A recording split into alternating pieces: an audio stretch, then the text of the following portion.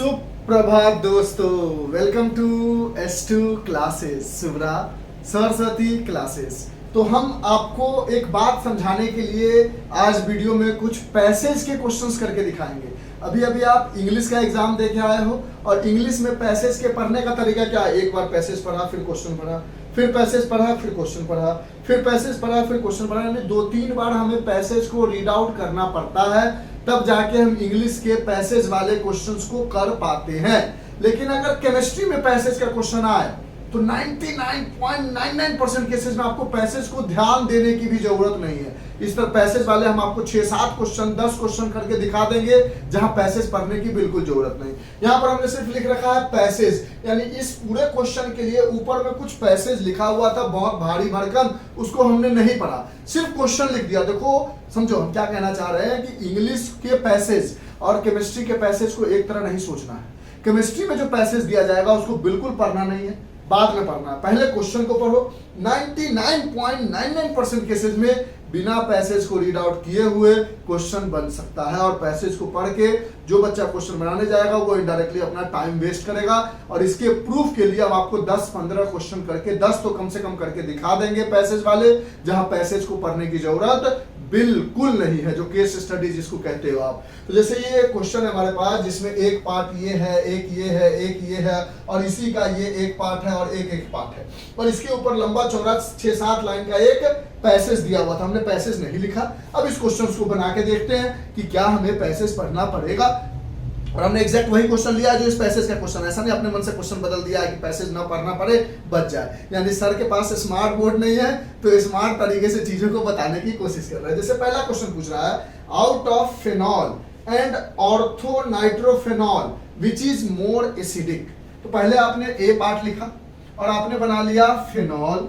तो आप फेनॉल का फॉर्मूला पता होना चाहिए कि एक बेंजीन रिंग होता है, उस बेंजीन रिंग में OH लगा होता है। एक बी पार्ट बना लिया और उसमें ऑर्थोनाइट्रोफेनॉल, यानी आप जानते हो कि जिस जगह OH लगा होता है बेंजीन रिंग में, उसके जस्ट बगल वाला पोजीशन ये ऑर्थो, ये मेटा और ये पारा होता है।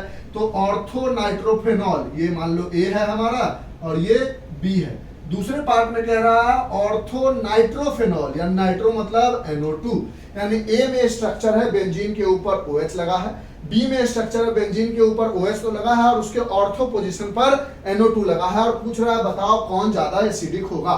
तो एसिडिक स्ट्रेंथ में हमने पढ़ाया था और आपको बताया था एक छोटा सा वीडियो में, एसिड होने का मतलब क्या है कि ये H+ आयंस देगा, यानी ये बचा हुआ स्ट्रक्चर कुछ ऐसा बन जाएगा, O के ऊपर माइनस और प्लस H+ हो जाएगा। अगर इस स्ट्रक्चर को तोड़ोगे तो ये स्ट्रक्चर कुछ ऐसा बन जाएगा, यहां लग जाएगा O के ऊपर माइनस और यहाँ पर NO2 और H+। और हमने बोला था कि जब आपके पास 10 रुपए है, अपने 10 रुपए किसी को दे देते हो तो आप खुद भिखारी बन जाते हो, तो कैसे दोगे पैसा। लेकिन अगर आपके पास 100 है तो किसी को 10 दे दोगे तो आपको फर्क नहीं पड़ेगा। उसी तरह इसने H दिया तो क्या इसको फर्क पड़ा, इसने H दिया तो क्या इसको फर्क पड़ा। जिसको कम फर्क पड़ेगा वो ज्यादा एसिडिक होगा, वो H आसानी से दे देगा। तो इसने H दिया तो इसने फेनोऑक्साइड आयन बनाया। क्या बनाया? फेनोऑक्साइड आयन बनाया। तो ये जो फेनोऑक्साइड आयन बनाया ये क्या है? रेजोनेंस स्टेबलाइज्ड है। कौन सा स्टेबलाइज्ड है? रेजोनेंस स्टेबलाइज्ड, यानी ये लोन पेयर यहां उतरता होगा तो पार्शियल डबल बॉन्ड यहां आता होगा। इस पार्शियल डबल बॉन्ड को देखकर ये डबल बॉन्ड टूटकर यहां लोन पेयर दे देता होगा। उसके बाद ये लोन पेयर जब नीचे उतरता होगा तो ये इधर आ जाता होगा और partial double bond lone pair पारा पे आ जाता होगा और ये यहाँ पे डबल बॉन्ड आ जाता होगा। फिर ये पारा वाला लोन पेयर यहाँ उतरता होगा तो डबल बॉन्ड यहाँ आता है, तो ये वाला बॉन्ड टूटकर यहाँ लोन पेयर दे देता है, फिर ये लोन पेयर यहाँ उतरता है, यानी इनडायरेक्टली रेजोनेंस स्टेबलाइज्ड है। यहाँ पर क्या है? एक पहला चीज तो रेजोनेंस स्टेबलाइज तो है ही, साथ ही साथ -I इफेक्ट है। मतलब एक तो रेजोनेंस इसके इलेक्ट्रॉन को ले रहा है और ये कह रहा है हम भी लेंगे, क्योंकि NO2 क्या दिखाता है? -I इफेक्ट, और जो -I इफेक्ट होता है वो इलेक्ट्रॉन विड्रोइंग ग्रुप होता है, इलेक्ट्रॉन लेने वाला ग्रुप होता है, और ऑक्सीजन के पास इलेक्ट्रॉन है और चार्ज पार्टिकल कभी भी स्टेबल नहीं होता है, तो वो चाहता है मेरा इलेक्ट्रॉन ले, तो पहले वाले में से इलेक्ट्रॉन ले रहा है तो रेजोनेंस की मदद से ले रहा है, दूसरे वाले में रेजोनेंस भी मदद कर रहा है, और NO2- I इफेक्ट दिखा रहा है यानी इलेक्ट्रॉन विड्रोइंग ग्रुप दिखा रहा है, तो वो भी मदद कर रहा है। यानी इन दोनों में से अगर इसको A बोलते हो, इसको B बोलते हो, तो आप कहोगे कि ortho nitrophenol is more acidic. अभी फेनॉल और ऑर्थो नाइट्रोफेनॉल में ज्यादा एसिडिक कौन है? ऑर्थो नाइट्रोफेनॉल। क्या इस क्वेश्चन के लिए पैसेज पढ़ने की जरूरत थी? अरे नहीं सर, ये तो एसिडिक नेचर में हम जान गए थे। तो पहला क्वेश्चन का आंसर और पहला क्वेश्चन का सॉल्यूशन हटा दे ताकि हमें भी जगह मिल सके, और ऊपर में ये लिख रखा पैसेज कहीं दिया हुआ था उसको भी हटा देते हैं। यानी पहले क्वेश्चन के लिए तो हमें पैसेज नहीं पढ़ना पड़ा और उसका आंसर भी हमने अच्छे से समझ लिया। आंसर लिखना होगा तो बोलोगे ortho nitrophenol is more stable due to resonance stabilized as well as nitro group shows -I effect that is electron withdrawing group. दूसरे में पूछ रहा है आउट ऑफ बेंजाइल अल्कोहल, तो बना लो। बेंजाइल अल्कोहल मतलब बेंजीन रिंग बनाना है, उस बेंजीन रिंग के बाद CH2OH लगाना है, ये हो गया बेंजाइल अल्कोहल, ये ए नाम दे देते हैं।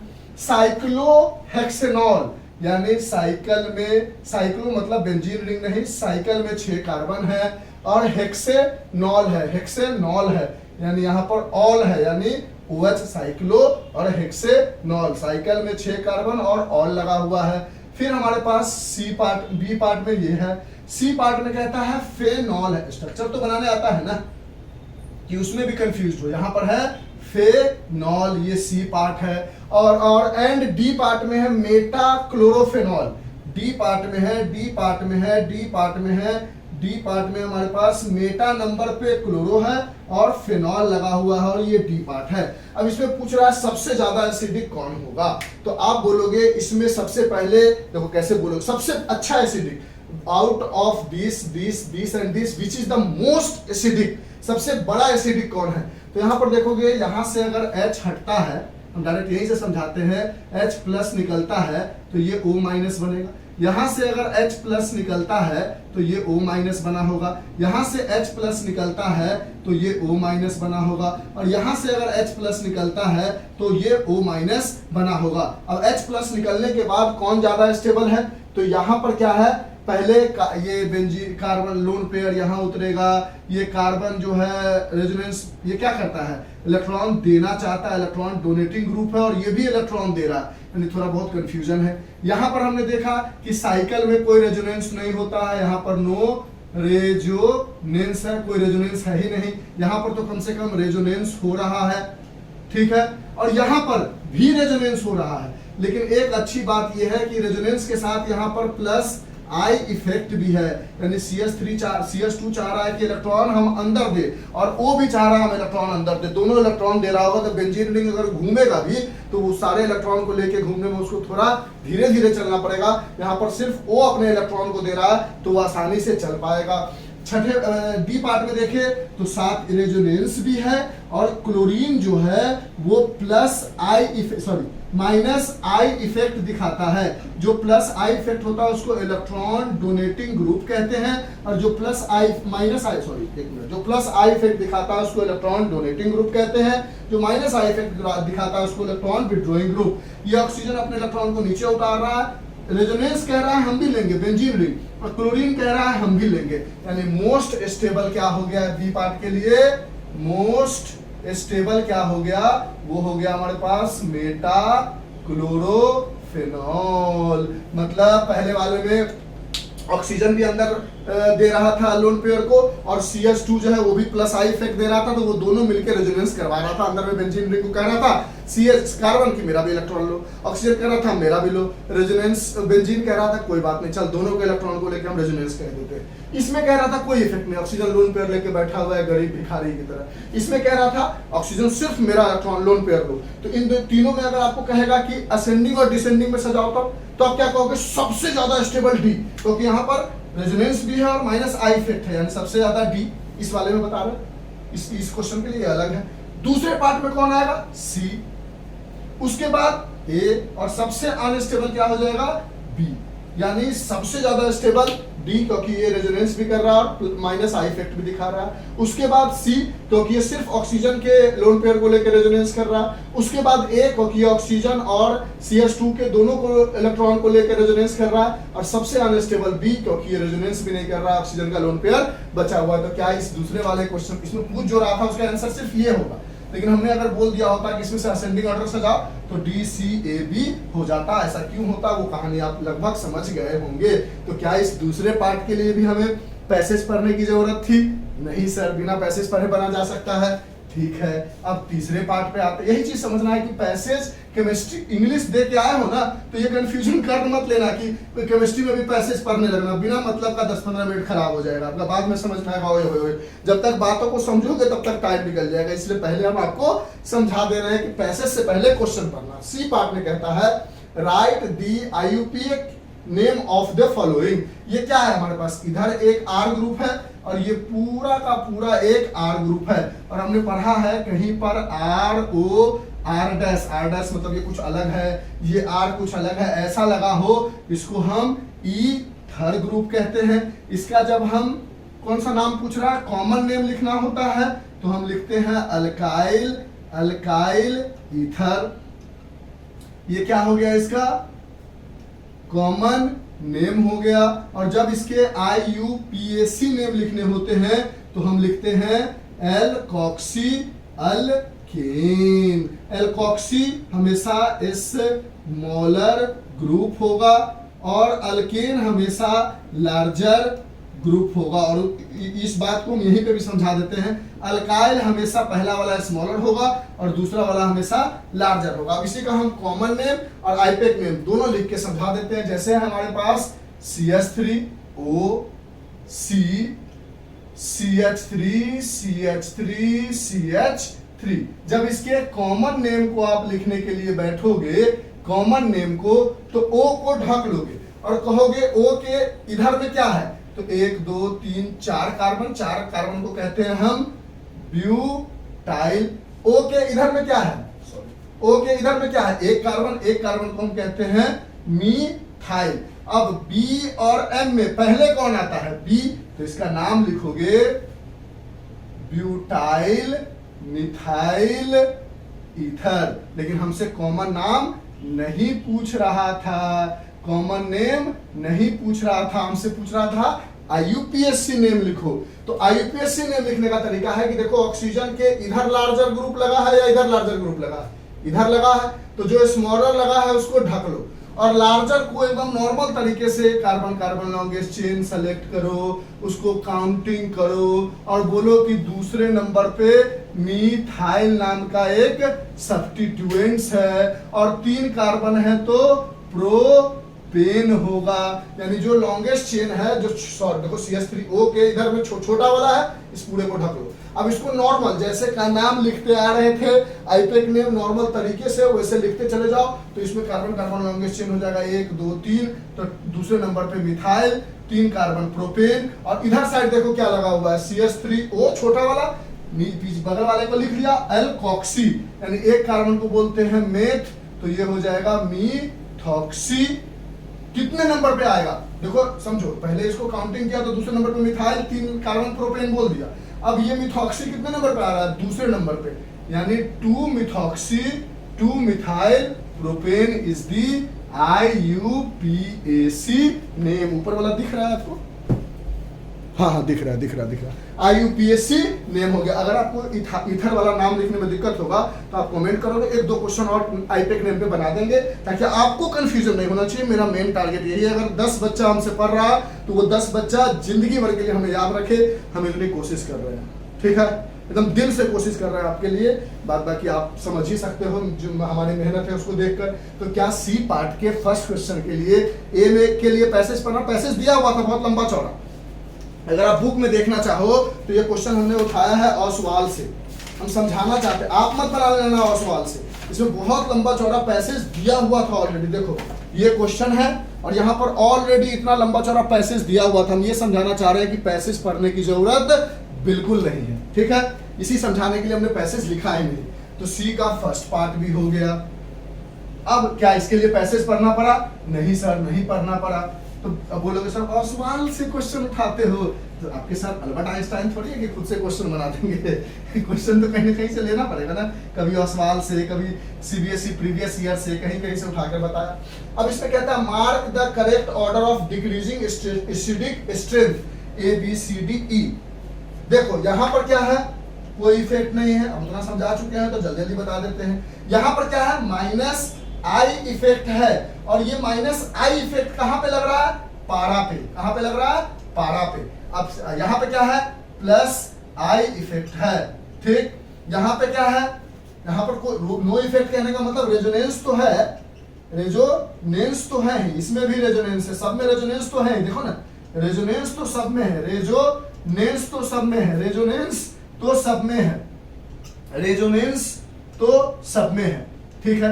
अब इसमें क्या है, कोई इफेक्ट नहीं रेजोनेंस के अलावा, इसमें माइनस आई इफेक्ट है, इसमें प्लस आई इफेक्ट है, इसमें फिर माइनस आई इफेक्ट है, और इसमें फिर प्लस आई इफेक्ट है। अब जो बच्चा जानता होगा कि अगर हमारे पास ऐसा बेंजीन रिंग बना हुआ है और ये अगर यहाँ पर हमने लगा रखा है OH, तो इसके अकॉर्डिंग ये ऑर्थो, ये ऑर्थो, ये मेटा, ये मेटा, ये पारा होता है, ठीक है। ये जानते हो, दोनों बगल वाला ऑर्थो, उसके जस्ट बगल वाला मेटा और नीचे वाला पारा।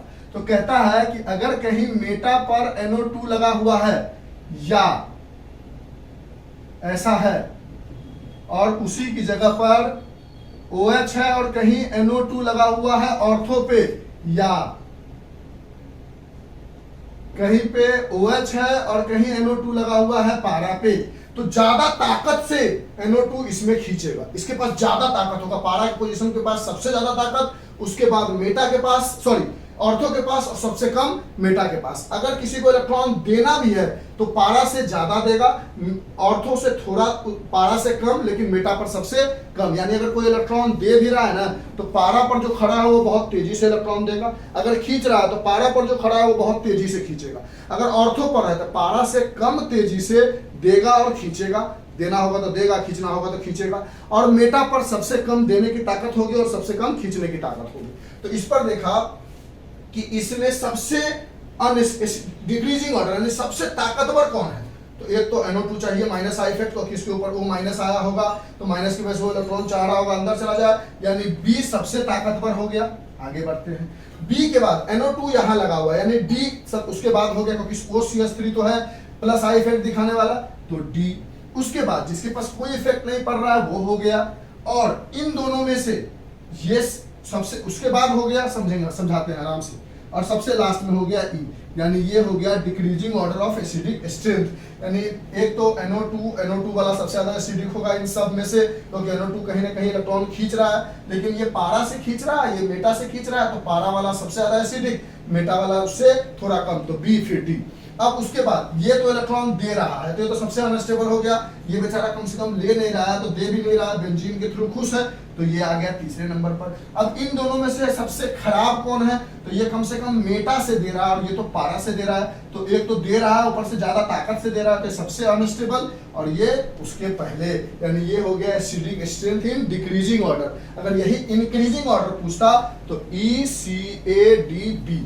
हमने अपनी तरफ से पूरी कोशिश की कि आपको समझ में आए, क्योंकि हर क्वेश्चन को एक एक करके समझाते हैं, तो हो सकता है बहुत minus I effect, plus I effect आपको ना आता हो, तो इसमें से जो भी बातें नहीं समझ में आए हमें कमेंट करके बताओगे। अभी बिल्कुल मत घबराना, सर ये हमको बिल्कुल नहीं आता, I am there for you.